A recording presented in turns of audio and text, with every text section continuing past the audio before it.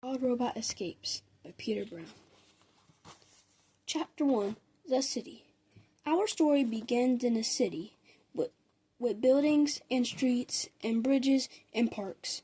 Humans were strolling, automobiles were driving, airships were flying, robots were hard at work. Weaving through the city streets was a delivery truck. The truck knew where to go and how to get there. All by itself, it pulled up to a construction site and automatically unloaded some crates. A few more turns and it unloaded more crates down at the docks. The truck zigged and zagged across the city, delivery crates as it went, and then it merged onto a highway. Cars and buses and trucks were cruising along the highway together. But as the delivery truck continued, the traffic became lighter. The buildings became smaller, and the landscapes became greener. With nothing but open road ahead, the truck accelerated to its top speed. The landscape outside was now just a green blur, occasionally broken by a flicker of gray as the town flew past. On and on the delivery truck went, racing over long bridges, shooting through mountain tunnels, gliding down straight stretches of highway until it started to slow. It drifted from the fast lane to the exit lane, and then it rolled down a ramp and into farm country. Clouds of dust billowed up behind the truck as it drove past fields and fences. In the hazy distance, enormous barns loomed above the plains. The air was thick with the smells of soil and livestock. Robot crews methodically worked the crops and fed the animals and operated the massive farm machines. A hill gradually climbed into view. The hill was crowned with trees and white buildings. Another farm, but this one was smaller and shabbier than the rest. Our front was a crooked sign read Hilltop Farm. Wheels crunched on gravel as the delivery truck rolled onto the driveway, and up to the top of the hill, it stopped beside the front porch of the farmhouse and dropped its last crate to the ground. Then the truck drove away. Reader, can you guess what was tightly packed inside that crate? If you guessed the robot, you're correct. But this was no ordinary robot. It was Rosam Unit 7134. You might remember her old life on a remote, wild island. Well, Roz's new life was just about to begin. Chapter 2 The Crate. Woof, woof, woof! Inside the farmhouse, a dog was barking and scraping at the front door. When the door finally opened, the dog scurried out and bounced down the porch steps. And then a man appeared. The man walked with a limp and slowly made his way down to the crate. Where the dog was sniffing around, he unlatched the top of the crate and it swung open on its hinges. Packing foam was tossed inside. Restraining cords were unfastened.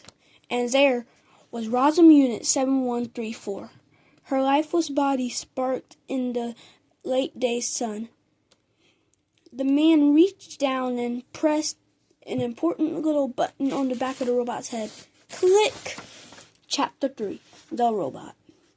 The robot's computer brain booted up and her programs began coming online. Then she automatically stepped out of her crate and started to speak. Hello, I am Rosam Unit 7134, but you may call me Roz. While my robotics systems are activating, I will tell you about myself. Once I am fully activated, I will be able to move and communicate and learn. Simply give me a task, and I will complete it. Over time, I will find better ways of completing my task. I will become a better robot. When I am not needed, I will stay out of the way and keep myself in good working order. Thank you for my time. I am now fully activated. Chapter 4. The Family. Welcome to Hilltop Farm, Roz. My name is Mr. Sheriff. You will belong to me now. Roz studied the man with their softly glowing eyes, and in a robotic voice she said, "Hello, Mr. Sheriff. This old fella here is Oscar." Mr. Sheriff scratched his dog's head. You won't see much of him, Oscar. You won't see much of him. Oscar spends most of his time sleeping in the house. "Hello, Oscar," said the robot. A goofy grin stretched across the dog's face, and he let out a happy yelp. Mr. Sheriff pulled a small computer from his pocket. He tapped the screen and brought up a map of Hilltop Farm. "There you are, Roz," he said as the robot's electronic signal appeared on the map. "You'll be working all over this farm, and now that you're in the system, I can always see right where you are." "What would you like me to do?" said Roz.